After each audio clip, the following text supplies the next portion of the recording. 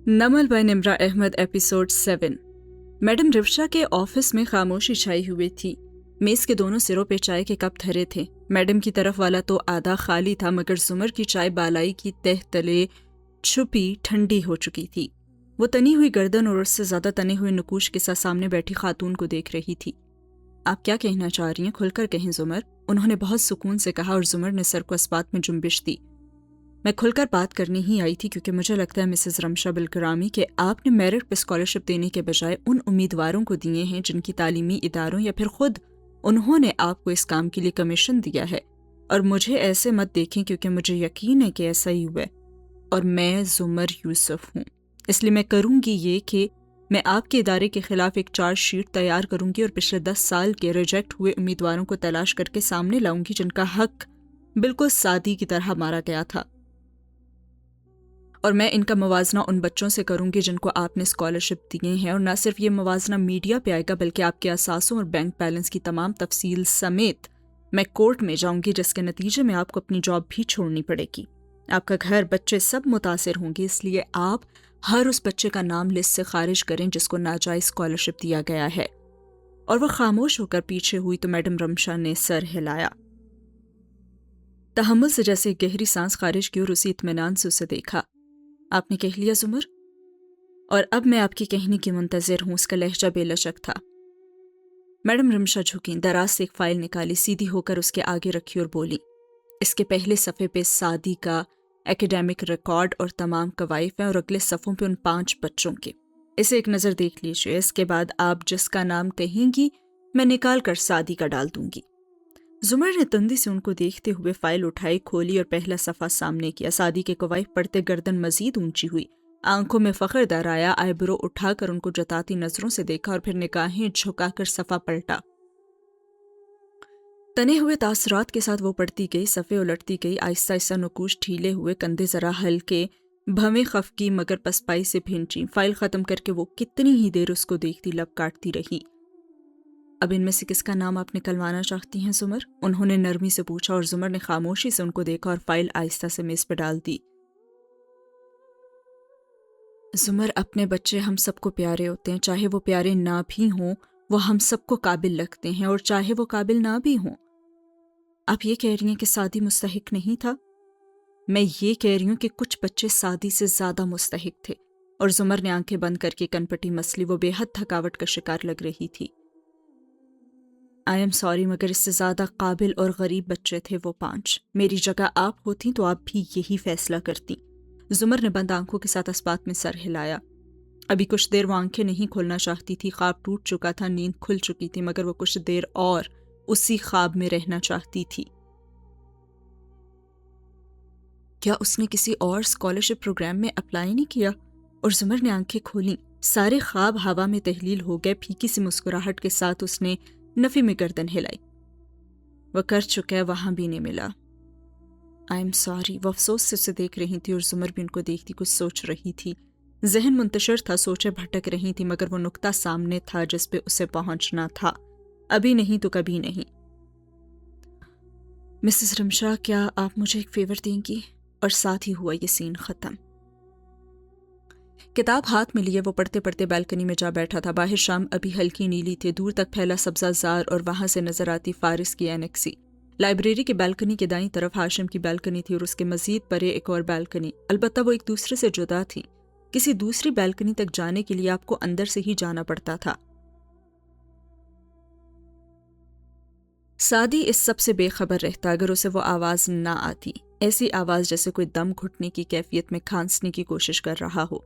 उसने चौंक कर सर उठाया, फिर इधर उधर देखा। हाशिम की बालकनी से परे एक दूसरी बालकनी के कमरे के खुलते दरवाजे पे वो बैठा था।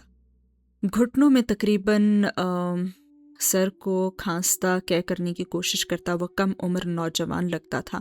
ना वो कमरे के अंदर था और ना ही बाहर, ना ही होश में, ना ही बेहोश, दरमियान में था कहीं। किताब फेंक कर वो अंदर भागा। लाइब्रेरी से निकलकर रेलिंग के ऊपर आया, बदहवासी से इधर उधर देखा, फिर नीचे जवाहिरात के सोफे पे उसी के अंदाज में मैरी बैठी मग से कॉफी पी रही थी और बाकी सब तो सुनसान पड़ा था। सुनो, ऊपर आओ जल्दी, उसने पुकारा। मैरी गड़बड़ा कर उठी, फिर संभल कर सीढ़ियों तक आई। सादी तब तक आगे जाकर हाशिम के साथ वाले कमरे का हैंडल घुमाने लगा था और वो लॉक्ड था। کھانا تیار ہے، میں آپ کو بلانے ہی لگی تھی۔ وہ زینہ بزینہ چڑھتی اوپر آئی۔ اس کمرے میں کون ہے؟ یہ نوشرواں ہے، مگر وہ اسے دروازے سے زور آزمائی کرتے دیکھ کر رک گئی تھی۔ اسے کھولو، وہ ٹھیک نہیں ہے۔ وہ اب دروازے کو دھکا دے رہا تھا۔ میری کی حالت پہ غصہ غالب آنے لگا اور وہ تیزی سے اس کے سامنے آ گئی۔ وہ آرام کر رہے ہیں اور ان کا حکم ہے کہ اس دوران اگر کسی نے ان کو تنگ کیا تو وہ بہت برے پیش آئیں گے، اس لیے بہتر ہے کہ آپ میرے ساتھ ڈائننگ ہال۔ اگر وہ لڑکا مر گیا تو تمہارے مالک تمہاری جان لینے میں کتنے سیکنڈز لگائیں گے؟ ہاں؟ وہ اس کی طرف مڑ کر اتنے غصے میں بولا کہ میری تو چپ ہی ہو گئی۔ اوکے، میں چابی لاتی ہوں، یہ ایسے نہیں کھلے گا۔ وہ اب کی ذرا تیز رفتاری سے نیچے گئی۔ اس کے واپس آنے تک سعدی مسلسل دروازے کو زور زور سے ٹھوڈے مار رہا تھا۔ چابی تو وہ پیچھے سے آئی، دروازہ کھلا تو بیلکنی کا منظر دوسرے زاویے سے سامنے آیا۔ چوکھٹ پہ قریباً اوندھا گرا لڑکا، منہ سے نکلتا جھاگ، حلق سے عجیب عجیب آوازیں، اور سعدی تیزی سے اس کی طرف لپکا اور میری کا تو منہ ہی کھل گیا۔ تم ٹھیک ہو؟ سنو، ادھر دیکھو۔ وہ جلدی جلدی لڑکے کو سیدھا کرتے اسے جگانے کی کوشش کر رہا تھا، لیکن اس کی رنگت متغیر ہو رہی تھی اور آنکھیں کھل بند ہو رہی تھیں۔ تم فکر مت کرو، تم بالکل ٹھیک ہو جاؤ گے، ہم تمہیں ہاسپٹل لے جا رہے ہیں، تم سونا نہیں، بس جاگنے کی کوشش کرو۔ اس کا چہرہ تھپ تھپاتا وہ پریشانی کے عالم میں کہہ رہا تھا، اور نوشروان نے کھلی آنکھوں سے دھندلا سا منظر دیکھا۔ اس پہ جھکا، چھوٹے گھنگریالے بال، پریشان آواز، اس کا ذہن تاریکی میں بس ڈوبتا گیا۔ گاڑی تیار کرو اور ملازموں کو ادھر بھیجو، اسے اٹھانا ہے۔ دیکھ کیا رہی ہو، جلدی کرو۔ وہ میری کو ہکا بکا کھڑے دیکھ کر چیخا تھا، میں مسز کاردار، ان کو بعد میں اطلاع کرنا، پہلے گاڑی نکلواؤ، جاؤ۔ میری سٹ پٹا کر باہر بھاگی۔ یہ سب اس کے لیے بہت ہی اچانک اور غیر متوقع تھا، اور سین ہوا ختم۔ لاؤنج میں ٹی وی مدھم آواز میں چل رہا تھا۔ بڑے ابا اینک لگائے صوفے پہ بیٹھے اخبار پڑھ رہے تھے۔ زمر نے چائے کی میز پہ رکھی اور خود سامنے جا بیٹھی۔ الائچی اور دار چینی کی مہک۔ انہوں نے اینک کے اوپر سے نگاہ اٹھا کر کپوں کو دیکھا اور پھر اسے۔ مہینے کا آخر چل رہا ہے اور تم خود کماتی ہو، اس لیے 2-3 ہزار سے اوپر مانگنے کا سوچنا بھی مت۔ دوبارہ سے پڑھتے پڑھتے انہوں نے کہا، میں تو کچھ اور مانگنے آئی ہوں۔ اپنا کپ لے کر اس نے ٹیک لگائی، پھر گھونٹ بھرتے ہوئے بڑے ابا کو دیکھنے لگی۔ اور اس وقت آئی ہو جب تمہاری ماں گھر پہ نہیں ہے، اس لیے اگر موضوع گفتگو ندرت کے رشتہ دار کی شادی میں جانا ہے تو بھی صاف انکار ہے۔ اپنے نئے ایئرپورٹ کے قریب جو عرصہ ہوا پلاٹ لے رکھا تھا میرے نام سے، اس کے کاغذات آپ کے پاس ہیں؟ جتنی سنجیدگی سے اس نے پوچھا وہ اتنا ہی چونکے، اینک اتاری، اخبار رکھا اور حیرانگی سے اسے دیکھا۔ کیوں نہیں ہوں گے، وہ پلاٹ میری ساری زندگی کی کمائی ہے۔ تمہارے اور زلفی کے نام جو تھوڑا بہت جوڑا تھا، اس میں سے زلفی نے اپنا حصہ نوکری کے دوران ہی لے لیا تھا۔ کاروبار میں بھی لگایا اس نے، مگر کاروبار میں تو پیشانی کا لکھا چلتا ہے، اس کا پیسہ کم ہوا، بڑھا نہیں۔ ہاں، تمہارے حصے سے یہ پلاٹ میں نے ان وقتوں میں خریدا تھا، اب تو وہ اچھا خاصا مہنگا ہو چکا ہے، اس کو بیچ کر میں تمہاری شادی کروں گا اور بہت دھوم دھام سے کروں گا۔ مگر فی الحال تو میری شادی کا کوئی سلسلہ نہیں چل رہا نا۔ مگر جلدی چلے گا، کچھ تمہاری پڑھائی، کچھ اس کم عمری میں ٹوٹی منگنی کے باعث ہم زیادہ ہی پروٹیکٹیو ہو گئے ہیں، ورنہ تمہاری شادی میں کر بھی چکا ہوتا۔ اب بھی رشتے دیکھ رہا ہوں، مگر سمر تم بے وجہ ایسے ذکر نہیں چھیڑا کرتی تو۔ سوالیہ آئی برو اٹھائی۔ زمر چند لمحے بالکل خاموشی سے ان کو دیکھتی رہی۔ خاموشی دنیا کا سب سے بڑا اقرار، سب سے بڑی سزا۔ ابا، سعدی کو اسکالرشپ نہیں ملا اور وہ بالکل چپ ہو گئے، آنکھوں میں رنج و ملال ابھرا تھا۔ ان اللہ، مگر شاید کسی اور جگہ سے۔ اب وقت نہیں ہے، وہ نہیں پڑھنے جا سکتا ماں سوائے اس کے کہ، اور وہ رکی۔ ایک وقفہ دیا مگر ابا کی آنکھوں سے نگاہ نہیں ہٹائی۔ کیا ہم اس کی فیس بھر دیں؟ مگر ہم اتنی مہنگی یونیورسٹی افورڈ نہیں کر سکتے۔ الفاظ ابھی لبوں میں ٹوٹ گئے، وہ ایک دم شاک سے اس کو دیکھنے لگے۔ ایک منٹ، تم کہہ رہی ہو کہ؟ بالکل، میں یہی کہہ رہی ہوں، ہم وہ پلاٹ بیچ دیتے ہیں۔ ہرگز نہیں، شوق کی جگہ غصے نے لے لی۔ وہ میری ساری زندگی کی کمائی ہے، وہ تمہارا حق ہے، تمہاری شادی، زیور سب اسی سے بنے گا، اور بقیہ رقم تمہارا بینک بیلنس ہوگی، وہ تمہارا فیوچر ہے۔ سادی ہمارا فیوچر ہے۔ 5 سال کی پڑھائی، ہر سال کی لاکھوں روپے کی فیس نہیں زمر، میں یہ نہیں کر سکتا۔ یعنی آپ کو سادی سے بالکل محبت نہیں ہے؟ مجھے ایموشنل بلیک میل مت کرو، یہ حربے مجھ پہ اثر نہیں کرتے۔ وہ تلخی سے اس کی بات کاٹ کر بولے، مجھے وہ بہت پیارا ہے، اصل سے سود زیادہ پیارا ہوتا ہے، مگر مجھے حنین اور اسامہ بھی پیارے ہیں، اور سب سے بڑھ کر مجھے تم بہت پیاری ہو، میں ندرت کے گھر کا آدھے سے زیادہ خرچہ اٹھاتا ہوں. کل کو حنین بڑی ہوگی، پھر تمہاری شادی جس وجہ سے ایک دفعہ ٹوٹی وہ دوبارہ نہیں دہرا سکتا میں. ارے میری فکر مت کریں، تمہارے کہنے سے میں فکر کرنا چھوڑ تو نہیں سکتا. میں باقی سب کو نظر انداز کر کے سارا پیسہ شادی پہ خرچ نہیں کر سکتا. جب وہ پڑھ کر آئے گا تو اتنی اچھی جاب ملے گی نا کہ چند ہی سال میں سب کچھ بنا لے گا. پھر میں بھی تو کماتی ہوں. وہ بہت سکون سے کہہ رہی تھی. لعنت ہے مجھ پہ اگر میں اپنی بیٹی کو پیسہ کمانے کے لیے ضائع کر دوں، اور اگر پوتا ضائع کر دیا تو. وہ لمحے بھر کو چپ ہوئے مگر دلائل ختم نہیں ہوئے تھے. وہ پاکستان میں بھی تو پڑھ سکتا ہے. زمر بہت بیزار ہوئی. ابا یہ بات مت کیجیے گا دوبارہ. کسی لوکل یونیورسٹی اور یونیورسٹی آف لیڈ سے پڑھنے میں کتنا فرق ہے ہم دونوں جانتے ہیں. وہ پیسہ ہماری سیکیورٹی ہے. اور زمر نے کہا سادی ہماری سیکیورٹی ہے. بڑے ابا نے جھنجھلاہٹ سے اسے دیکھا. اب کہ ان کی آنکھوں میں گہرا رنج تھا. زمر مت کرو اپنے ساتھ ایسا. وہ پیسہ تمہارا حق ہے. میں تمہاری خوشیوں کا راستہ خراب کر کے سادی کا کریئر نہیں بنا سکتا.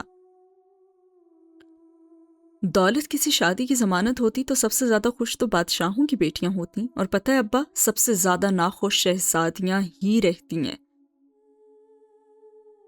بڑے ابا نے تھک کر کپ اٹھایا. ان کی چائے ٹھنڈی ہو چکی تھی. الائچی دار چینی کی مہک سب زائل ہو چکا تھا. میں نہیں چاہتا کل کو تم اس بات پہ پچھتاؤ. کیا آپ کبھی مجھ پہ خرچ کر کے پچھتائے ہیں؟ وہ اداسی سے مسکرائی اور انہوں نے نفی میں گردش کو جنبش دی. کبھی بھی نہیں، مگر میرا دل نہیں مانتا اور سادی بھی تو نہیں مانے گا. اسے بتائے گا ہی کون؟ میں نے میم رمشا سے بات کر لی. وہ یہی سمجھے گا کہ وہ اسکالرشپ پہ جا رہا ہے، کیونکہ اگر اسے پتہ چلا کہ پیسے آپ دے رہے ہیں پھر تو وہ کبھی نہیں لے گا. میں نہیں دے رہا، تم دینا چاہ رہی ہو، مگر میں تمہیں اس کی اجازت نہیں دوں گا، بالکل بھی نہیں. اور پھر سے مزاحمت کرنے لگے تھے. اور زمر نے آخری گھونٹ پیا. کپ میز پہ رکھا، ہاتھ گویا چھاڑ کر کھڑی ہوئی. ایسا ہے یور آنر کہ بات شروع کرنے سے پہلے میں نے پوچھا تھا کہ آپ کے پاس کاغذات ہیں یا نہیں، تو جناب وہ کاغذات تو میرے پاس ہیں، اور میں پراپرٹی ڈیلر سے پہلی بات کر چکی ہوں. اس لیے اگر آپ نے مجھے روکنے کی کوشش کی تو میں آپ پہ مقدمہ کر سکتی ہوں، اور کم از کم میرا حلقہ احباب میں تو کوئی اچھا وکیل میرے خلاف آپ کا کیس لڑے گا نہیں. اور اگر کوئی مل بھی گیا تو آپ کو تو پھر کم از کم اگلے 7 سال کورٹ کے ضرور چکر لگواؤں گی میں. اس لیے فی الحال آپ کے پاس میری بات ماننے کے سوا اور کوئی آپشن نہیں ہے. اور بہت ملال میں کھڑے بڑے ابا ہولے سے ہنس دیے، مگر پھر ملال لوٹ آیا. وہ چائے کے برتن اٹھا کر واپس جا رہی تھی اور انہوں نے اسے پکارا. اس سے اتنی محبت نہ کیا کرو اللہ، ورنہ بہت آزمائشیں ڈال دیتا ہے. اور زمر گہری سانس لے کر پلٹی اور ان کو دیکھتی ہوئے رسان سے بولی. عمر بن خطاب رضی اللہ تعالی عنہ نے فرمایا تھا محبت پہ انسان کا اختیار نہیں ہوتا. یہ میرے بس میں نہیں ہے ابا. وہ آزردگی سے مسکرائی تھی اور پھر وہاں سے چلی گئی. اور وہ فکر مند اور پریشان بیٹھے رہ گئے. ان کو آج احساس ہو رہا تھا کہ اس کی شادی میں غیر ضروری دیر کر کے انہوں نے غلطی کر دی تھی، اور ان کو ایسا کرنا نہیں چاہیے تھا. اور سین ہوا یہاں پہ ختم.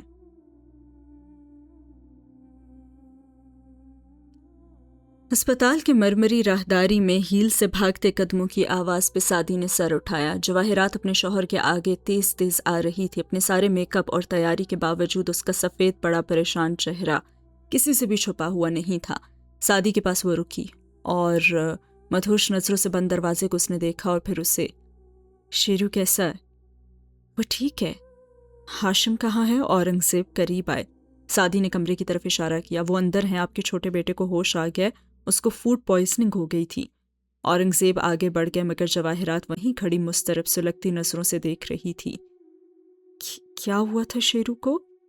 سادی نے ایک نظر اورنگزیب پہ ڈالی جو کمرے کا دروازہ کھول رہے تھے. میرے سوال نظر انداز نہیں کیے جاتے. جو بھی نام ہے تمہارا. وہ دبی دبی سے غرائی تھی. میں اپنا اکیلا گھر تمہارے اوپر چھوڑ کر گئی تھی. اگر میری بیٹی کی اس حالت کے ذمہ دار تم ہو تو تم بھگتو گے. مسز کاردار، آپ کے اکیلے گھر کے 2.5 درجن ملازمین اس بات کے گواہ ہیں کہ آپ کے بیٹے کی طبیعت خراب تھی اور میں صرف اسے ہسپتال لانے کا قصوروار ہوں. وہ شام میں اسے ملنے والے لڑکے سے زیادہ سنجیدہ اور سمجھدار لگ رہا تھا، مگر جواہرات کے تنے تاثرات ہنوز ویسے ہی تھے. کس قسم کی چیز سے فوڈ پوائزننگ ہوئی اسے؟ وہ مشتبہ غصے بھرے نظروں سے اسے دیکھ رہی تھی اور پھر گھررائی. اس نے دوپہر کو وہی کھایا جو ہم سب نے کھایا تھا. اسے فوڈ پوائزننگ نہیں ہوئی. جواہرات کی آنکھیں پھیلیں. کیا مطلب تم نے ابھی کہا؟ میں نہیں چاہتا تھا کہ کاردار صاحب کو یہ بات اس سے پہلی دفعہ ملنے سے پتہ چلے۔ جیب سے ایک پیکٹ نکال کر اس کے سامنے کیا۔ یہ ڈرگس مجھے اس کے پاس سے ملی تھی اور خالی سگریٹ بھی۔ آپ کے بیٹے نے منشیات کی اوور ڈوز لے لی تھی جس سے اس کی جان بھی جا سکتی تھی۔ اور جواہرات کی حالت یوں ہو گئی جیسے سانپ نے ڈنک مار دی، اور سفید چہرے اور پھٹی پھٹی نگاہوں سے اس نے سعدی کے چہرے سے ہاتھ میں پکڑے پیکٹ تک کا سفر کیا۔ تم یہ کہہ رہی ہو کہ میرا بیٹا ایڈکٹ ہے؟ صرف میں نہیں، ڈاکٹر نے بھی یہی بتایا۔ یقیناً وہ کچھ عرصے سے ڈرگس لے رہا تھا۔ جواہرات نے بولنے کی کوشش کی مگر سارے الفاظ حلق میں کانٹے بن کر اٹک گئے۔ اس کا اندر باہر زخمی ہو گیا، آنکھوں میں نمی اتری مگر وہ بے چینی سے نفی میں سر ہلا رہی تھی۔ میرا بیٹا وہ 24 گھنٹے میرے سامنے رہتا ہے، مجھے کبھی کیوں نہیں لگا کہ وہ ڈرگس لیتا ہے؟ آج کل کے لڑکوں کو پتا ہوتا ہے کہ انہیں کتنی مقدار لینی ہے، اور وہ بہت مہارت سے وہ یہ فن سیکھ جاتے ہیں کہ انہیں لوگوں کے درمیان ہوتے ہوئے بھی خود کو نارمل کیسے ظاہر کرنا ہے۔ اور پھر ساتھ بیٹھے شخص کو بھی علم نہیں ہو سکتا کہ یہ لڑکا منشیات کے زیر اثر بیٹھا ہے، یہ بھی ڈاکٹر نے کہا ہے۔ اور جواہرات نے ہلکا سا اس بات میں سر ہلایا۔ تنے تاثرات ڈھیلے پڑ گئے تھے، کندھے بھی ڈھلک چکے تھے۔ مگر وہ زندہ ہے مسز کاردار، اور زندگی سے اہم کوئی نعمت نہیں ہوتی۔ اس کو محبت سے سمجھائیے گا، وہ پلٹ آئے گا۔ آپ نے سنا تو ہوگا، محبت فاتح عالم۔ مجھے گھر جانا ہے، میں چلتا ہوں۔ یہ کہہ کر مڑنے لگا تو جواہرات تیزی سے اس کی طرف گھومی۔ کیا تم اس سے ملو گے نہیں؟ اس کی فیملی اس کے پاس ہے اور میری فیملی میرا انتظار کر رہی ہوگی۔ وہ ذرا سا مسکرا کر کہتا ہوا پلٹا اور جواہرات یک ٹک اسے دور جاتے دیکھ رہی۔ جب وہ نظروں سے غائب ہو گیا تو وہ تیزی سے پرائیویٹ روم کے دروازے تک آئی اور سین ہوا ختم۔ شام کا آسمان ہلکا سرمئی تھا، سورج نے بادلوں کے نارنجی کناروں کو دہکا رکھا تھا اور لائبریری کی کھڑکی اس منظر کو واضح دکھا رہی تھی۔ اندر ایک کونے میں لمبی میز بچھی تھی، ایک سرے پہ 3 لڑکیاں بیٹھی کتابوں میں مگن تھیں، دوسرے سرے پہ 2 متصل کرسیوں پہ وہ دونوں بیٹھے تھے۔ زمر سر جھکائے گردن ترچھی کیے کاغذ پہ کچھ لکھ رہی تھی اور فارس قریب بیٹھا بور سا ہو کر ادھر ادھر دیکھ رہا تھا۔ چلیں، یہ ٹاپک تو ہوا ختم، سب کلیئر تھا نا؟ آخری لفظ لکھ کر صفحہ اس کے سامنے کرتے ادھر زمر نے سر اٹھایا، ادھر فارس نے فوراً سنجیدہ اور سیدھے ہوتے ہوئے بہت توجہ سے اس کاغذ کو پڑھا۔ جی بالکل۔ اوکے، اب آگے چلتے ہیں۔ وہ نوٹس کے صفحے پلٹ کر اگلے موضوع پہ آئی، پھر قلم والے ہاتھ کو عادتاً ہلاتی روانی سے سمجھانے لگی۔ فارس نوٹس کو دیکھتا ذرا دیر بعد سر اسبات میں ہلا دیتا۔ براہ راست اس کے چہرے پہ صرف 2 ایک بار نگاہ ڈال سکا اور پھر سر جھکا لیا۔ زمر کا فون بجا تو وہ رکی، نمبر دیکھا اور موبائل کان سے لگایا۔ جی سر، میں نے ہی وہ شیٹ آپ کو بھیجوائی تھی۔ وہ رک کر سننے لگی۔ جی بالکل، میں نے تمام سٹوڈنٹس کی ہارسری درج کی ہے سوائے حبیبہ وقار کے۔ میں نے دانستہ طور پہ اس کا خانہ خالی چھوڑا ہے۔ وہ گھنگریالی لٹ کو انگلی پہ رول کرتے ہوئے کہہ رہی تھی اور فارس نے ترچھی نگاہ اٹھا کر اسے دیکھا اور پھر کھڑکی کے باہر دیکھنے لگا۔ سر صاف بات ہے، امتحان میں بیٹھنے کے لیے 60% حاضری ضروری اور اس بچے کی حاضری 40% ہے، مگر چونکہ وہ ڈاکٹر طاہر اکرم کی بھانجی ہے، اس لیے ڈاکٹر صاحب نے مجھے کال کر کے اسے 40 کو 60 بنانے کا کہا ہے۔ سو میں نے یہ خالی ہی خانہ چھوڑ دیا کیونکہ میرا قلم تو اس کو 60 نہیں کرے گا۔ آگے آپ کی مرضی ہے، آپ اس کو 60 کریں یا 90، میں بری الذمہ ہوں۔ سادگی سے ساری بات کہہ کر وہ ان کی سننے لگی اور پھر الوداعی کلمات کہہ کر فون رکھا اور کتاب کی طرف متوجہ ہوئی۔ خیریت میم؟ زمر نے جھکے چہرے کے ساتھ ذرا مسکرا کر سر جھٹکا۔ یہ سب تو چلتا ہی رہتا ہے، کوئی بھی نوکری پھولوں کی سیج نہیں ہوتی۔ اور پھر وہ دوبارہ کھولنے لگی کتاب کو۔ فارس نے اب کے ذرا غور سے اس کے چہرے کو دیکھا۔ ایک بات پوچھوں؟ زمر نے سوالیہ نظریں اٹھائیں تو وہ کندھے ذرا اچکا کر تھوڑی سی شیو انگلی اور انگوٹھے میں آتن ذرا نوچتے ہوئے بولا، یوں ہی خیال آ گیا اس دن جو آپ نے کیا سادھی کے گھر جان کر چابیاں بھولنا۔ اور زمر کے لیے جملہ غیر متوقع تھا، وہ لمحے بھر کو بالکل تھک سی رہ گئی، پھر چہرے پہ سرخی سمٹ آئی، سر جھٹک کر اس نے کچھ کہنا چاہا، پھر اس نے خود کو روک لیا۔ چند ثانیے خاموشی میں گزر گئے۔ اگر وہ جان چکا تھا تو یہ زمر کی عادت نہیں تھی کہ اب وہ انکار کرتی۔ مجھے نہیں پتا آپ کو سادی کتنا عزیز ہے، مگر ہمارے لیے وہ خاندان کا پہلا بچہ تھا، اور بچے برابر پیارے ہوتے ہیں، مگر جو توجہ پہلے بچے کو ملتی ہے وہ دوسرے کے آنے تک ہم اس مقدار میں دینے سے قاصر ہوتے ہیں۔ اسامہ چھوٹا ہے مگر حنین وہ میرے ہر وقت صرف ہمارا سادی کرتے کرتے رہنے سے مجھ سے کافی شائع سی رہنے لگی ہے۔ عرصہ پہلے میں واقعی کچھ بھول گئی تھی 1-2 دفعہ، لیکن بعد میں مجھے پتہ چلا کہ وہ ہر دفعہ کھڑکی میں میرا انتظار کرنے لگی ہے۔ وہ بہت ذہین ہے اور دنیا ذہین لوگوں کو تنہا کر دیتی ہے۔ اسے مجھ سے امید ہوتی ہے کہ میں اسے کبھی تنہا نہیں چھوڑوں گی، سو میں خود اسے ہر دفعہ یہ امید نئے سرے سے تھما آتی ہوں۔ قدر توقف سے وہ سنجیدگی سے بولی،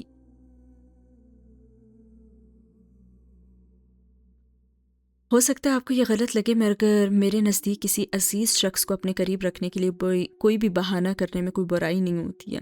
اور فارس نے بے اختیار ان تازہ فوٹو کاپی شدہ نوٹس کو دیکھا اور پھر زمر کو، بالکل میرے نزدیک بھی نہیں۔ وہ اسے سنجیدگی سے ادھورا چھوڑا موضوع واپس کھولنے لگا تھا اور قدر توقف کے بعد فارس ذرا کھنکارا، بتانے کا شکریہ، حنین کو نہیں بتاؤں گا سیریسلی۔ اور زمر نے صرف ایک کڑی نگاہ اٹھا کر اسے دیکھا۔ مجھے اس بات کی بالکل فکر نہیں، کیونکہ اتنا تو آپ کو پتا ہونا چاہیے کہ میرا اعتبار توڑ کر آپ کبھی بھی بچ نہیں سکتے۔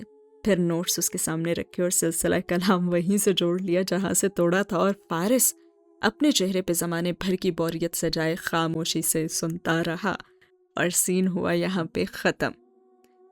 مسز رمشا کے آفس میں ایک دفعہ پھر چائے کے 2 کپ میز کے مخالف کناروں پہ رکھے ہوئے تھے، لیکن اس دفعہ سادی کی طرف والا کپ آدھا خالی تھا اور مسز رمشا کا انچ ہوا۔ وہ ساری بات سادی کو بتا کر اب بالکل خاموشی سے اس کا رد عمل دیکھ رہی تھی۔ وہ ابھی سمجھنے کی کوشش کر رہا تھا۔ آپ یہ کہہ رہی ہیں میم کہ آپ نے میرے ڈاکیومنٹس ایک پرائیویٹ سپانسر کو بھیجوائے ہیں اور انہوں نے مجھے سپانسر کرنے کی حامی بھر لی ہے، اور وہ ہر سال میری فیس جمع کرواتے رہیں گے؟ وہ واقعی بے یقین تھا۔ فیس جمع، اخراجات، جتنی رقم ہم دے رہے تھے وہی رقم وہ لوگ دیں گے۔ تھینک یو، مجھے نہیں پتا مجھے کیا کہنا چاہیے۔ وہ خوش تھا اور خوشی اتنی تھی کہ اس میں ٹھیک سے کوئی تاثر بھی نہیں دے پا رہا تھا۔ مگر ہیں وہ کون؟ اور میڈم نے خاموشی سے سامنے رکھے ڈیکور باسکٹ میں سے کرسٹل بال نکالی اور اسے انگلیوں میں گھماتے ہوئے نظر سادی کے چہرے سے ہٹائے بنا بولی، ہے کوئی جس کا دل بہت امیر ہے اور آپ پہ خرچ کرنے کو پیسہ بھی بہت ہے؟ پھر ذرا سنبھل کر گویا ہوئی، ایک چیریٹی بزنس مین ہے، بہت سے اسٹوڈنٹس کو پرائیویٹ طور پہ اسپانسر کرتے ہیں۔ آپ کے قوائف ان کو اچھے لگے، اور سب سے اچھی بات یہ کہ آپ نے ترجیحات میں اپنے خاندان کو پہلے نمبر پہ رکھا تھا۔ جی مگر کیا میں ان کے بارے میں کچھ جان سکتا ہوں؟ مطلب اگر میں ان سے ملنا چاہوں تو؟ کرسٹل بال گھماتے ان کے ہاتھ رکے، وہ نفی میں سر ہلاتی پیچھے ہو کر بیٹھی۔ بالکل بھی نہیں سادی، میرے کچھ اصول ہیں، میں اسپانسر کی کوئی تفصیل آپ کو فراہم کر نہیں سکتی۔ اگر میں اصرار کروں تو بھی نہیں، میں صرف ان کا شکریہ، کچھ سوالوں کے جواب جاننا ضروری نہیں ہوتے، میں آپ کا شکریہ پہنچا دوں گی ان تک۔ اچھا، وہ اداس ہوا۔ آپ میری زمر پھوپھو کو تو جانتی ہیں نا؟ آپ نے ان کو بتایا یہ سب؟ ذرا پرجوش ہو کر وہ آگے ہوا۔ میڈم نے جواب دینے سے پہلے بہت دیر تک اس کا تمتماتا چہرہ دیکھا۔ کیا آپ چاہتے ہو کہ میں ان کو ابھی خبر کر دوں؟ نہیں پلیز آپ مت بتائیے گا، میں خود ان کو سرپرائز دوں گا۔ تھینک یو سو مچ، میں چلتا ہوں۔ جلدی اجازت مانگتا شکریہ ادا کرتا دوبارہ آنے کا کہتا وہ دروازے کی طرف لپکا تھا۔ سادی، آپ کی پھوپھو آپ سے بہت محبت کرتی ہیں، ان کے لیے کبھی کوئی قربانی دینی پڑے تو پیچھے مت ہٹنا۔ وہ جاتے جاتے مڑا۔ جی بالکل، اچھا آپ مت بتائیے گا، میں خود بتاؤں گا۔ اور وہ باہر تھا۔ میڈم نے سر جھٹک کر گہری سانس اندر اتاری اور سوچا محبت ایک بہت سادہ اور بہت ہی پیچیدہ شے ہے، اور سین ہوا ختم۔ حنین سادی کے ساتھ آئی تھی اور جتنی دیر وہ مسلسل جوش سے بولتا دادی اور پھپھو کو اپنے اسکالرشپ کی تفصیلات بتا رہا تھا، حنین اس کے 3 ٹکڑے تو کھا بھی چکی تھی جو سادی نے راستے سے لیا تھا۔ یعنی کہ تمہاری ساری پڑھائی مفت اور اخراجات بھی؟ واہ بھائی، یہ تو کمال ہو گیا۔ بڑی امی بہت خوش تھیں، بار بار سادی کے سر اور کندھے پہ ہاتھ پھیر کر کہتی، پھر فوراً اضافہ کرتی، ندرت سے امید نہیں تھی کہ بچوں کو پڑھا پائے گی، اصل میں تمہارا باپ بہت لائق تھا، تم اور ہنہ اسی پہ گئے ہو نا۔ اور سادی اور ہنہ کے لیے باتیں بے اثر تھی۔ بڑی امی کے پاس ایک پوری فہرست تھی کہ فلاں صدی میں فلاں کے گھر ندرت نے مجھے یوں اور یوں کہا، اور ندرت کے پاس بھی ایسی ایک چارج شیٹ ہمہ وقت تیار رہتی تھی اور ان دونوں کی غیر موجودگی میں سادی کرتا تھا۔ ہر شخص کو اپنا کام کرنا چاہیے، اللہ نے مرد کو 2 کان اس لیے دیے ہیں کہ ایک سے وہ سنے اور دوسرے سے وہ نکال دے، اور عورت کو اس لیے دیے تاکہ دونوں سے سن کر منہ سے نکالے۔ نائس۔ اور زمر خاموشی سے مسکراتی ٹیک لگا کر بیٹھی اسے سن رہی تھی جو تب سے بولے جا رہا تھا۔ میم نے نا مجھے ان کا نام تک نہیں بتایا، میرا بہت دل تھا کہ میں ان سے ایک دفعہ مل کر ان کا شکریہ تو ادا کر سکوں۔ وہ یاد کر کے پھر سے اداس ہوا اور حنین نے ادھر ادھر دیکھا، کوئی اس کی طرف متوجہ نہ تھا، اور اس نے آگے ہو کر 4تھا ٹکڑا بھی نکالا اور پیچھے ہوئی اور پوری دل جمی سے کھانے لگی۔ زمر، سادی لہ سے بھر کو چونکا۔ آپ تو میڈم کو جانتی ہیں نا؟ آپ ان سے پتہ کروا دینا کہ مجھے اسپانسر کس نے کیا ہے۔ اور زمر مسکرا رہی تھی، مطمئن اور پرسکون۔ سعدی کی بات پہ چند لمحے کے وقفے سے وہ بولی، ٹھیک ہے میں پتہ کروا دوں گی، اگر انہوں نے نہ بتایا تو میرے اتنے ذرائع ہیں کہ میں وہ نام ڈھونڈ نکالوں گی۔ لیکن وہ لمحے بھر کو رکی۔ سعدی، احسان کا بدلہ کیا احسان کے سوا بھی کچھ ہو سکتا ہے؟ اگر تم جاننا چاہتے ہو تو ٹھیک ہے، مگر تمہیں نہیں لگتا کہ اگر کوئی تم پہ پیسہ لگا رہا ہے اور اس کی بدلے میں صرف اتنی خواہش ہے کہ وہ بے شناخت رہے تو تمہیں اس خواہش کا احترام کرنا چاہیے؟ سعدی کے لب او میں سکڑے اور حنین نے اب 5واں ٹکڑا اٹھا لیا تھا۔ یہ تو میں نے سوچا ہی نہیں۔ ہاں زمر ٹھیک کہہ رہی ہے، اس آدمی کے پاس ہوگا فالتو کا پیسہ، یہ نہ ہو کہ تمہارے ایسے قدم سے ناراض ہو کر فیس دینے سے ہی انکار کرتے۔ بڑی امی بہت سمجھداری سے کہنے لگیں اور زمر کی مسکراہٹ برقرار تھی۔ سعدی نے سمجھ کر سر ہلا دیا اور پھر یاد آنے پہ پوچھا، سچ جب ہم داخل ہوئے تو وہ کھوکھر صاحب باہر نکل رہے تھے، یہ وہ پراپرٹی ڈیلر ہے نا جن کے پاس آپ نے مجھے بھیجا تھا جب ہم گھر بدلنے کا سوچ رہے تھے؟ اور زمر کی مسکراہٹ صرف لمحے بھر کو ہلکی ہوئی، پھر وہ دوبارہ مسکرا دی۔ بڑی امی نے بھی چونک کر اسے دیکھا۔ ہاں ان کی جائیداد کا کیس میں ڈیل کر رہی تھی نا، اصل میں ان کی بہو کی اپنی ساس سے بالکل نہیں بنتی، تبھی بیٹا حصہ مانگ رہا ہے۔ میرا تو خیال ہے وہ بہو کافی سمجھدار لڑکی اور سارا قصور ساس کا ہی ہوگا، مگر کن اکھیوں سے ماں کو دیکھتے ہوئے سانس لینے کو رکی کہ بڑی امی کافی جوش میں آگے ہو کر کہنے لگی، کیوں تمہیں کیا پتا وہ ساس کے ساتھ کیسا سلوک کرتی ہے جب… ارے چھوڑے نا، ہمیں کیا بڑی امی، آئیے کیک کھاتے ہیں۔ سعدی جلدی جلدی کہتا ہوا میز کی طرف رخ موڑ کر بیٹھا تو کیک نفاست سے کٹا آدھا بچا تھا اور دوسری طرف صوفے پہ حنین یوسف بالکل صاف ہاتھ منہ کے ساتھ ہتھیلی پہ ٹھوڑی جمائے علامہ اقبال کی طرح خلا میں گھر رہی تھی۔ سعدی نے اسے گھورا اور زمر نے اسے مسکرا کر دیکھا۔ وہ سعدی کو نظر انداز کر کے زمر کو دیکھ کر شرمیلا سا مسکرائی۔ میرا اندازہ تھا کہ آج تم لوگ آؤ گے، اسی لیے میں نے بہاری کباب بھی منگوا لیے تھے، پہلے وہ کھاتے ہیں پھر کیک۔ زمر کہتے ہوئے اٹھ کھڑی ہوئی اور حنین کی آنکھوں میں چمک اٹھی۔ سعدی بس سر جھٹک کر رہ گیا۔ وہ اس نامعلوم شخص کی وجہ سے اتنا خوش تھا کہ گھر جا کر امی کو حنین کا بتانے کا ارادہ ہی ترک کر دیا، اور چوکھٹ پہ ذرا اوٹ میں کھڑے بڑے ابا نے تاسف اور فکر مندی سے زمر کے چہرے کو دیکھا جو بہت طمانیت سے مسکراتی ہوئی کچن کی طرف جا رہی تھی۔ وہاں کوئی پچھتاوا، کوئی ملال نہیں تھا۔ ملال تو ان کے دل میں بھی نہیں تھا، مگر ذہن میں پریشانی ضرور تھی۔ سعدی اب بڑی امی سے پوچھ رہا تھا کہ وہ اس کے ماموں کے کزن کی شادی میں آئیں گی یا نہیں، اور بڑے ابا گہری سانس لیتے ہوئے اندر چلے گئے۔ ابھی انہیں سعدی کا سرپرائز پہلی دفعہ سن کر اس پہ پہلا تاثر بھی تو دینا تھا، اور سین ہوا یہاں پہ ختم۔ کاردار خاندان کا قصر موسم گرما میں بھی بہار کے پھولوں سے سجا تھا۔ ولیمے کی دعوت کا تھیم پھول تھے اور وہ جگہ جگہ بکھیرے گئے تھے۔ لان میں مستطیل میزوں کے گرد صوفے تھے اور مہمان کہیں بیٹھے کہیں چل پھر رہے تھے۔ ان سب میں مرکز نگاہ وہ جوڑا تھا جس کے اعزاز میں وہ سب جمع تھے۔ ہاشم کا سوٹ سیاہ تھا اور شہرین کا گاؤن موتی جیسا سفید، سر پہ باریک کام دار دوپٹہ کندھوں کے پیچھے گرتا تھا، اور وہ ہاشم کی کوہنی کو تھامے ہنستی ہوئی اس کے ساتھ چل رہی تھی۔ کافی دیر سے وہ دونوں آگے پیچھے مہمانوں میں گھوم رہے تھے۔ ان کو دیکھتی نگاہوں میں حسد، رقابت، خوشی، خلوص، غرض، ہر طرح کے لوگوں کا ہر طرح کا جذبہ موجود تھا۔ صرف ایک شخص کی نگاہ مختلف تھی۔ سعدی اور حنین کی میز پہ موجود وارث بہت خاموش اور تیکھی نظروں سے ہاشم کو دیکھ رہا تھا۔ وہ خود فارس سے ذرا بڑا، صاف رنگت اور گلاسز والا خوش شکل سا مرد تھا۔ اس کے انداز میں اس خاندان کے لیے قدر ناپسندیدگی تھی، اور وہ شاید صرف فارس ہی کے مدعو کرنے پہ آیا تھا۔ خالہ اور بچوں کے بغیر کیسی گزر رہی ہے ماموں؟ ساتھ بیٹھے سعدی نے مخاطب کیا تو وارث نے ہاشم سے نگاہ ہٹا کر اسے دیکھا۔ سعدی اپنے اکلوتے سوٹ میں جو اس پہ ذرا کھلا تھا بڑا بڑا لگ رہا تھا۔ بس اب تو صرف 3 سال رہ گئے، وہ دھیما سا مسکرایا۔ آپ ہماری پارٹی میں کیوں نہیں آئے؟ سامنے ہتھیلی پہ ٹھوڑی گرائے بور سی بیٹھی حنین نے ناراضگی سے پوچھا۔ کیا اس کٹو بیگم کو کھانے کے علاوہ کچھ نہیں سوچتا سعدی؟ یہ میرے سوال کا جواب نہیں ہے۔ انگریزی فلموں کے سارے بااعتماد اور ترنت جواب حنین کو یاد تھے۔ میں مصروف تھا، اور پھر جس پارٹی پہ تم لوگ اپنی پھپھو کو بلاتے اس پہ میرا آنا بنتا نہیں ہے نا، اچھا نہیں لگتا۔ اچھا۔ حنین چپ ہو گئی، پھر بور سی ادھر ادھر دیکھنے لگی۔ تبھی وہ اپنی دلہن کے ہمراہ ان کی میز تک آیا۔ وہ تینوں اس کے لیے کھڑے ہو گئے۔ بس باقی سب کہاں ہیں؟ ہاشم نے شہرین سے تعارف کروا کر حیرت سے سعدی کو دیکھ کر پوچھا۔ سیم کو بخار تھا تو امی اس کے پاس رک گئیں، بڑے ابا کی فیملی کو کہیں اور جانا تھا، اور فارس ماموں کہتے ہوئے سعدی نے لان کے داخلی چیک پوائنٹ کو دیکھا۔ وہ دعوت کے شروع میں تھے، مگر پھر وہ ایوننگ کلاس کے لیے شاید چلے گئے تھے۔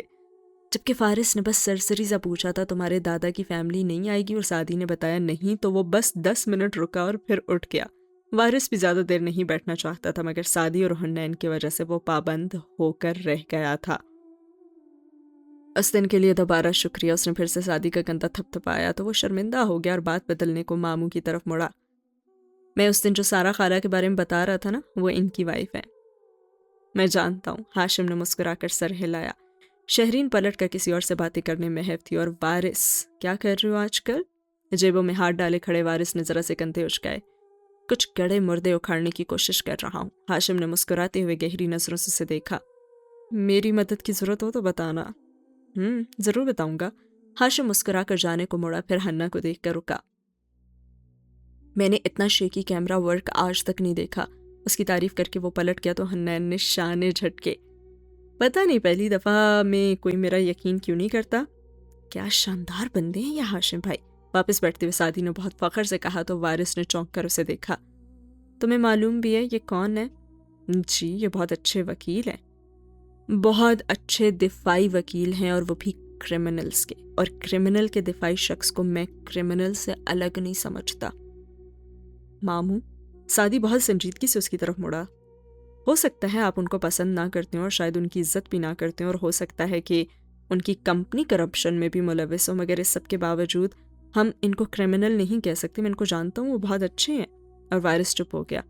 اگر سعدی کو پتہ چل جائے کہ وہ ہاشم کو اتنا نہیں جانتا تو؟ میری اینجل مسکراتے ہوئے آئی اور سعدی کے کان کے قریب جھکی۔ مسز کاردار آپ کا انتظار کر رہی ہیں۔ وہ چونکا، پھر ان سب سے معذرت کرتا ہوا اٹھایا۔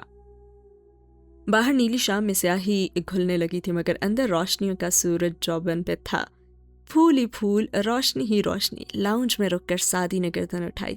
سیڑھیوں سے اوپر ہاشم کے کمرے کے سامنے ریلنگ پہ کوہنی ٹکائے، دوسرے ہاتھ میں نیکلس کا موتی گھماتی وہ کسی ملکہ کی شان سے کھڑی تھی۔ سرخ لمبا گاؤن، سرخ لپسٹک کے ساتھ، آنکھوں میں گہرا کاجل اور گہرا اضطراب تھا۔ سعدی قدم قدم چڑھتا اوپر آیا، بالکل جواہرات کے مقابل۔ آپ کا چھوٹا بیٹا کیسا ہے؟ سعدی نے کھنکار کر بات کا آغاز کیا اور جواہرات مضطرب سی مسکرانے کی کوشش کی مگر آنکھوں میں نمی آ گئی۔ وہ تیار ہے، کمرے میں بھائی کے لیے دعوت میں شامل ہو بھی جائے گا مگر خوش نہیں ہوگا۔ مسکراتے ہوئے سر جھٹکا اس نے۔ سعدی نے پتلیاں سکیٹ کا غور سے اس کا چہرہ دیکھا۔ یعنی کاردار صاحب کو علم ہو گیا؟ جواہرات نے اس بات میں گردن ہلائی۔ اورنگزیب نے اسے بہت جھڑکا ہے اور وہ بہت اپسیٹ ہے۔ آپ مجھ سے کیا چاہتی ہیں مسز کاردار؟ وہ نرمی سے بولا۔ ہر پریشانی میں ایک ہی خیال ہوتا ہے کہ ہاشم سنبھال لے گا، مگر آج ہاشم کا بڑا دن خراب نہیں کر سکتی، ورنہ سنبھال تو وہ اب بھی لیتا۔ اس نے نرمی سے سعدی کی کوہنی پہ ہاتھ رکھا۔ کیا تم کچھ کر سکتے ہو؟ سعدی نے گردن موڑ کر شیرو کے کمرے کو دیکھا۔ مجھے کوشش کرنے دیں۔ اس نے دروازے پہ دستک دی۔ جواہرات ایک طرف ہٹ گئی اور سعدی نے دروازہ دھکیلا۔ بیڈ کے کنارے وہ سر جھکائے بیٹھا تھا۔ سوٹ، جوتے، ٹائی سب تیار تھا مگر خود بجھا بجھا سا تھا۔ سعدی کو دیکھ کر وہ پھیکا سا مسکرایا۔ میں سعدی، فارس کا آئی نو، بھائی نے بتایا تھا۔ سعدی چند قدم اندر آیا، دروازہ واپس دھکیلا تو وہ چوکھٹ سے 3 انچ کے فاصلے پہ جا ٹھہرا۔ باہر کھڑی جواہرات کی مضطرب سماعتیں وہیں لگی ہوئی تھیں۔ کیسی طبیعت ہے اب تمہاری؟ وہ سامنے کھڑے کھڑے احتیاط سے اس سے پوچھنے لگا اور شیرو نے سر جھٹکا۔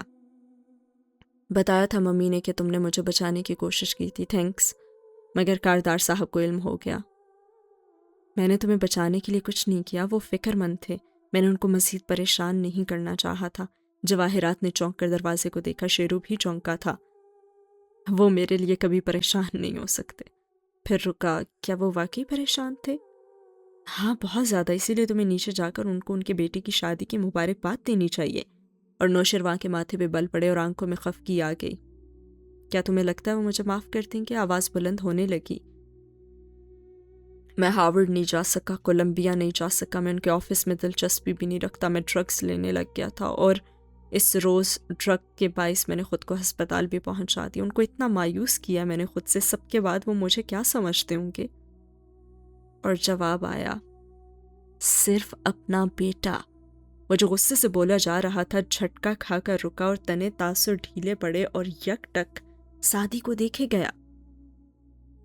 اور معافی، شکریہ اور اظہار محبت، ان 3 چیزوں کی خون کے رشتوں میں کبھی ضرورت نہیں ہوتی، صرف رویہ درست کرنا ہوتا ہے اور سب ٹھیک ہو جاتا ہے۔ اور اگر انہوں نے مجھے ڈانٹ دیا؟ وہ اندر سے ڈرا ہوا تھا۔ میں تمہیں ایک کہانی سناتا ہوں نوشرواں، سعدی نے سر جھکائے جوتے سے لکڑی کا فرش مسلتے ہوئے کہنا شروع کر دیا۔ میں ایک لڑکے کو جانتا ہوں جس کا باپ اسکول ٹیچر تھا، تنخواہ کم تھی اور گزارا بہت ہی مشکل سے ہوتا تھا، مگر وہ لڑکا کبھی بھی اپنے باپ کے سامنے خواہشات کی فہرست نہیں رکھتا تھا۔ اسکول لے جانے کو پیسے بھی نہ مانگتا، مگر جب وہ 13 سال کا تھا تو اسکول فنکشن کے لیے اسے نئے جوتوں کی ضرورت پڑی، بلکہ ضرورت نہیں، صرف خواہش تھی، کیونکہ اس کے دوستوں نے نئے جوتوں کی نمائش کی تھی، وہ جن میں رنگ برنگی لائٹیں لگی ہوتی ہیں۔ اس روز اس نے اپنے باپ سے کہا کہ اسے بھی وہی جوتے چاہیے۔ باپ کچھ دیر کو چپ ہوا تو وہ سمجھا کہ باپ نہیں لے کر دے گا، وہ باپ سے ناراض ہو گیا۔ اس نے باپ سے بات کرنا بھی ترک کر دی۔ رات اس کے سرہانے اس کا باپ آیا اور کہا کہ وہ اسے کل وہ جوتے دلا دے گا، بالکل وہی جوتے، مگر وہ لڑکا ناراض رہا اور آنکھیں بند کر کے سوتا بن گیا۔ صبح اس کا باپ اسکول سے جلدی چھٹی لے کر جوتوں کی اس مہنگی دکان پہ گیا، جانے کہاں سے پیسے جوڑ کر اس نے وہ جوتے خریدے، اور جب وہ سڑک عبور کر رہا تھا تو ایک بس سے اسے ٹکر مار دی۔ لمحے بھر کو نیچے دیکھتا سعدی خاموش ہوا۔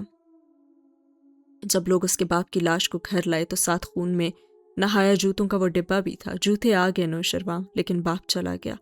اگر تم اس لڑکے کو کہو کہ اس شرط پہ کہ اس کی زندگی 5 منٹ بعد لے لی جائے گی، اس کا باپ اس کے سامنے آ جائے اور ان 5 منٹ میں صرف اس کو ڈانٹے اور وہ ساری ڈانٹ سن کر صرف معافی ہی مانگ سکے، تو اس لڑکے کو وہ 5 منٹ کی زندگی بھی قبول ہوگی، کیونکہ اپنی زندگی کے اگلے 5 سال میں اس نے بات اچھی طرح جان لی تھی کہ باپ کا کوئی ریپلیسمنٹ ہوتا ہی نہیں ہے۔ نوشرواں کی رنگت زرد پڑ چکی تھی، وہ ایک دم اٹھا اور باہر نکل آیا۔ جواہرات پیچھے ہوئی، مگر اسے دیکھے بغیر وہ تیز قدموں سے سیڑھیاں اترنے لگا۔ نیچے لاؤنج میں اورنگزیب کھڑے کسی ملازم کو ہدایات جاری کر رہا تھا۔ شیروان کے قریب رکا، جھجکا، پھر ان کو کچھ کہتے ہوئے ان کے گلے لگا، شاید وہ ہاشم کی شادی کی مبارکباد دے رہا تھا۔ اورنگزیب نے سن کر اسے خود سے الگ کیا، خفگی سے کچھ کہتے کوٹ کا بازو جھاڑا جیسے شکن پڑ گئی ہو، مگر اب ان کے چہرے پہ وہ سختی نہ تھی اور شیرو کا بھی چہرہ دمک رہا تھا، اور جواہرات نے آنکھیں بند کر لیں، ساری نمی اندر اتاری اور پھر پلٹ کر کمرے میں آئی۔ سعدی یوں ہی سر جھکائے کھڑا تھا، آہٹ پہ اس نے اپنے چہرے کے ساتھ وہ ہلکا سا مسکرایا۔ تھینکس۔ وہ کچھ بول نہیں پا رہی تھی، اس کے سامنے جا کر کھڑی ہوئی۔ کیا واقعی اورنگزیب اس دن شیرو کے لیے پریشان ہوا تھا؟ اور کیسے پریشان ہوا جاتا ہے؟ اسے الٹا تعجب ہوا۔ جواہرات نے مسکرا کر سر ہلایا۔ شاید میں بھی شیرو کی طرح کبھی کبھی اس کو سمجھ نہیں پاتی، وہ ایک سخت گیر باپ ہے، مگر اسے صرف ہاشم ہی سنبھال سکتا ہے۔ خیر، کبھی کبھی آ جایا کرو، تم سے بات کر کے اچھا لگتا ہے۔ میں لیڈز چلا جاؤں گا جلدی ہی، مجھے اسکالرشپ مل گیا کیمیکل انجینئرنگ میں۔ شیرو بھی انجینئرنگ پڑھے گا؟ مگر وہ تو مینچسٹر جائے گا، ہاشم بھائی نے بتایا تھا۔ جواہرات نے ایک نظر سعدی پہ ڈالی اور ایک شیرو کے کمرے پہ۔ نہیں، اس نے ابھی فیصلہ نہیں کیا۔ اچھا، سعدی کو حیرت ہوئی، ہاشم بھائی تو بالکل شور تھے۔ کیا تم مجھے اپنی فیملی سے نہیں ملواؤ گے؟ وہ مسکرا کر خود کو کمپوز کرتی اس کے ساتھ باہر آئی، اور سعدی نے بھی مسکرا کر سر ہلایا۔ وہ دونوں ہمراہ چلتے، جب سیڑھیوں کے وسط میں تھے تو جواہرات نے رک کر اسے دیکھا۔ اگر اس لڑکے کے والد آج زندہ ہوتے تو اس پہ بہت فخر کرتے۔ سعدی نے جواب نہیں دیا، بس اداسی سے مسکرا کر سینے اترنے لگا اور سین ہوا ختم۔ شام مغرب میں ڈھل چکی تھی اور فارس لائبریری کے کونے والی میز پہ بیٹھا بور سا ہو کر بار بار گھڑی دیکھ رہا تھا۔ سامنے نوٹس اور کتابیں بھی منتظر سی پڑی تھیں۔ دفتن وہ آتی دکھائی دی، کندھے پہ بیگ، ہاتھوں میں کتابیں، بال جوڑے میں بندے، تھکے تھکے انداز میں کرسی کھینچی، بیگ رکھا۔ فارس فوراً سیدھا ہو کر بیٹھا۔ مجھے نماز میں دیر ہو گئی۔ اس کو دیکھے بنا وہ بیٹھ کر کتاب کھول رہی تھی اور فارس نے سر کو خم دیا، پھر لگا کوئی اور بھی سامنے کھڑا ہے۔ چونک کر چہرہ اٹھایا تو ساتھ والی کرسی کھینچ کر جمشید افضل بیٹھ رہا تھا۔ اس سے پہلے کہ فارس ناگواری سے اسے روکتا کہ بھائی تم کدھر، زمر نے کہا جمشید کو بھی یہی ٹاپک سمجھنا ہے۔ بیٹھیے جمشید، یہ آج ہم کور کر لیں گے۔ کتاب کے صفحے پر لٹتے اشارہ کرتی وہ بہت مصروف لگ رہی تھی، تھکی ہوئی۔ اینک لگانے والا وہ دبلا پتلا تھیٹا اسٹوڈنٹ تابیداری سے سامنے بیٹھا۔ فارس نے تند نگاہوں سے اسے گھورا اور سب سے رخ پھیر لیا۔ وہ شدید بدمزہ ہوا تھا، خود اسے بھی معلوم نہیں کہ کیوں۔ زمر اب بال پین ہاتھ میں پکڑے باری باری دونوں کو دیکھتی سمجھا رہی تھی۔ جمشید جلدی جلدی رجسٹر پہ نوٹس لینے میں مگن تھا اور فارس گاہے بگاہے ایک اکھڑی اکھڑی نظر اس پہ ڈال لیتا۔ یہ بنیں گے وکیل، جج نے ایک پھونک مارنی اور اس نے اڑ جانا ہے۔ 10 منٹ بعد وہ لڑکا اس کے لیے تو ناقابل برداشت ہو گیا تھا۔ وہ کچھ پوچھ رہا تھا اور زمر دوبارہ اسے وہی بات سمجھا رہی تھی اور فارس کی بیزاری بڑھنے لگی۔ تبھی زمر کا فون بجا، کال ضروری تھی۔ وہ معذرت کرتی اٹھ کر باہر چلی گئی۔ اس نے اب بہت فرصت سے پتلیاں سکیڑ کر اس چشمش کو دیکھا، پھر اس کے سامنے انگلی سے میز بجائی۔ رجسٹر پہ لکھتے لڑکے نے چونک کر اسے دیکھا۔ وہ کتاب پکڑانا، تحکم سے میز کے دوسرے سرے پہ رکھی کتاب کی طرف اشارہ کیا اور وہ تابیداری سے سر ہلاتا جیسے ہی اٹھا۔ فارس نے اس کی کتابوں کے ساتھ رکھا، اس کا موبائل اچک کر اپنی جیب میں رکھا۔ لڑکا واپس آیا، کتاب سامنے رکھی اور رجسٹر پھر سے کھول لیا۔ فارس نے ہتھیلی اس کے سامنے کی۔ ذرا فون دینا اپنا، میرا کریڈٹ نہیں ہے، کال کرنی ہے۔ لڑکے نے مسکرا کر اپنی کتاب ہٹائی، پھر رجسٹر ہٹایا، پھر نوٹس ایک طرف کیے، لیکن مسکراہٹ تو غائب ہوئی۔ وہ پریشان سا چیزیں الٹ پلٹ کرنے لگا اور پھر جیب تھپتھپائی۔ نہیں دینا تو نہ دو، وہ بگڑے موڈ سے بولا۔ نہیں، ابھی تو میرے پاس تھا، آپ بیل دیں گے ذرا؟ لو، میرا کریڈٹ ہوتا تو تم سے کیوں مانگتا؟ اس نے ناک سے مکھی اڑائی۔ ویسے آخری دفعہ کہاں استعمال کیا تھا فون؟ وہ ہاں، ڈاکٹر عبدالباری کے آفس کے سامنے۔ وہ تو 2 بلاکس دور ہے، راستے میں گرا ہوگا، اب تک تو کوئی لے بھی اڑا ہوگا۔ یوں کرو، واپس جاؤ اور راستے کا ایک ایک پتھر اٹھا کر دیکھو۔ شاباش۔ ساتھ ہی اس کا شانہ تھپتھپایا اور وہ سنگل پسلی ہل کر رہ گیا، پھر جلدی جلدی چیزیں سمیٹتا وہاں سے بھاگا۔ زمر جب آئی تو چوئنگم چباتا فارس اکیلا وہاں بیٹھا تھا۔ اس نے تعجب سے خالی کرسی کو دیکھا۔ یہ کہاں گیا؟ پتہ نہیں، کچھ کھو بیٹھا تھا، اتنی جلدی میں بھاگا کہ موبائل بھی چھوڑ گیا۔ لاپرواہی سے میز پہ رکھے موبائل کی طرف اشارہ کیا جس کو وہ آف کر چکا تھا، اور زمر ناگواری سے سر جھٹکتے واپس بیٹھی۔ یہ نان سیریس اسٹوڈنٹس بھی نا؟ نہیں، آپ اصرار کرتی ہیں تو اس کا انتظار کر لیتے ہیں، آدھا پونا گھنٹہ ہی لگے گا اسے۔ بہت ہی خیر خواہی سے اس نے پوچھا۔ نہیں، کوئی ضرورت نہیں ہے، وہ درشتی سے کہتی کتاب کھولنے لگی اور وہ سر ہلا کر بہت ہی مارک سے اس سے سننے لگا۔ اب وہ بہت بہتر محسوس کر رہا تھا اور ساتھ ہی ہوا یہ سین ختم۔ اس اونچے اور نفیس لاؤنج میں نہ پھول تھے نہ اس دن کی رونق۔ ایک کنارے پہ قد آور کھڑکی کے ساتھ 2 کرسیاں ساتھ ساتھ رکھی تھیں، ان کے درمیان چھوٹی میز پڑی تھی۔ ایک کرسی پہ جواہرات ٹانگ پہ ٹانگ جمائے بیٹھی، گردن ذرا ترچھی کیے بائیں ہاتھ پہ بیٹھے سادھی کو مسکرا کر سن رہی تھی، جو آگے ہو کر بیٹھا تھا اپنے ہاتھوں کو دیکھتا رہا تھا۔ پھر ابو کے ایکسیڈنٹ کے بعد امی نے ٹیچنگ شروع کر دی۔ اب تو وہ ریٹائر ہونے والی ہیں، صحت بہت اچھی نہیں ہے ان کی۔ وہ کافی دیر سے بولتا اب خاموش ہوا۔ جواہرات نے مسکرا کر آئی برو اچکائے۔ اچھا لگا تمہیں سن کر، اس سے بھی زیادہ اچھا یہ کہ تم میرے ایک کال پہ چلے آئے، آتے جاتے رہا کرو۔ اب اگلے سال چھٹیوں پہ ہی آؤں گا، ہاں کوشش کروں گا کہ کبھی شیرو سے مینچسٹر میں ملاقات ہو جائے۔ کیا میں نے تمہیں نہیں بتایا کہ وہ بھی تمہاری یونیورسٹی میں جا رہا ہے؟ اور ساتھی نے چونک کر اسے دیکھا، وہ بدستور مسکرا رہی تھی، مگر وہ چپ ہو گیا۔ میں جس سادی یوسف کو جانتی ہوں وہ کافی صاف گو ہے، تو تم بتا کیوں نہیں دیتے کہ تمہیں کیا برا لگا ہے؟ آئی ایم سوری، مگر آپ نے اسے اپنا فیصلہ بدلنے پہ کیوں مجبور کیا ہے؟ میں نے صرف خواہش کی اور وہ مان گیا۔ مگر کیوں؟ تم درست سوچ رہے ہو، میں چاہتی ہوں کہ تم میرے بیٹے کے ساتھ رہو۔ سادی نے الجھ کر اسے دیکھا۔ مسز کاردار، اگر آپ چاہتی ہیں کہ اس کا خیال رکھوں تو میں بیبی سٹر نہیں ہوں۔ اگر آپ چاہتی ہیں کہ اس کو ہر وقت نصیحت کرتا رہوں تو میں مبلغ بھی نہیں ہوں، اور اگر آپ یہ چاہتی ہیں کہ میں اس کے پل پل کی خبر آپ کو دوں تو میں جاسوس بھی نہیں ہوں۔ میں یہی سب چاہتی ہوں، مگر بیبی سٹر، مبلغ یا جاسوس کی حیثیت سے نہیں، بلکہ ایک دوست بن کر۔ ہماری پہلی اچھی دوستی ہو چکی ہے اور دوست بن کر میں یہ سب کر سکتا ہوں، لیکن جتنا میں آپ کے بیٹے کو سمجھا ہوں، اس نے نفی میں گردن ہلائی، اگر اسے یہ علم ہوا کہ آپ نے میری وجہ سے وہ بہت خفا ہوگا۔ سادی، میرا بیٹا ڈرگز پہ تھا، باپ سے نالاں تھا، اب وہ وعدہ کر چکا ہے خود کو بدلنے کا، مگر کیا مجھے اس کا یقین کر لینا چاہیے، اس کی فکر کرنی چاہیے؟ مجھے اس کی صحت کی فکر اس کی یونیورسٹی سے زیادہ ہے، اور مجھے لگا کہ میں تم پہ بھروسہ کر سکتی ہوں۔ کیا تم میرے اچھے دوست نہیں ہو؟ سادی نے گہری سانس لے کر اس بات میں سر ہلایا۔ اوکے، مگر میں اس کی پشت پہ کبھی بھی ایسا کچھ نہیں کروں گا جس پہ وہ مجھ سے خفا ہو۔ خیر، آپ بتائیں ہاشم بھائی کیسے ہیں؟ ان کے ہنی مون پہ جانے کے بعد آپ تو ان کو بہت مس کر رہی ہوں گی۔ جواہرات نے شانے اچکائے، اس کی غیر موجودگی میں تو یہ گھر کاٹ کھانے کا دوڑ رہا ہے۔ ہاں، وہ اپنی بیوی کے ساتھ واپس آئیں گے تو پھر رونق ہو جائے گی۔ محبت انتی ہوتی ہے، مگر امید ہے کہ شادی آنکھیں کھول ہی دے گی اس کی۔ اسے جلد علم ہو جائے گا کہ اس لڑکی نے صرف اس کے سٹیٹس کی وجہ سے اس سے شادی کی ہے۔ سادی کو اس بات کی امید نہیں تھی۔ اگر ایسا تھا تو آپ نے ان کو روکا کیوں نہیں؟ میں روکتی تو وہ نہ کرتا۔ زیادہ بہتر ہے کہ وہ تجربہ کر کے سیکھے۔ پھر ہاتھ اٹھا کر 5 انگلیاں اسے دکھائیں۔ 5 سال بھی نہیں چلے گی اس کی یہ شادی، تم یہ بات کسی ڈائری میں لکھ کر رکھ لینا۔ اچھا مجھے تو وہ اچھی لگ رہی تھیں ان کے ساتھ، وہ سوچ میں پڑ گیا۔ وہ اس لیے کہ تم اچھے ہو، اور تمہیں ایک بات کہوں، چونکہ وہ اس کے بائیں طرف بیٹھا تھا تو جواہرات ترچھی ہو کر اس کی طرف مڑی۔ سعدی کا مطلب ہوتا ہے خوش قسمت، اور بہت اچھے لوگ کبھی بھی خوش قسمت نہیں ہوتے۔ یہ منحصر ہے کہ آپ خوش قسمتی کسے کہتی ہیں۔ غم کا ملنا بدقسمتی تو نہیں ہے، خوشی کا ملنا خوش قسمتی تو نہیں ہے۔ اور جواہرات نے مسکرا کر گلاس اٹھایا اور گھونٹ گھونٹ پینے لگی۔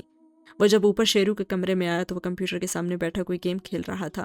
آؤ بیٹھو، اس نے اسکرین پہ نظریں مرکوز کیے اپنے پیچھے سے کشن نکال کر سعدی کی طرف اچھالا۔ سعدی نے کشن اس کے قریب رکھا اور وہیں بیٹھ گیا۔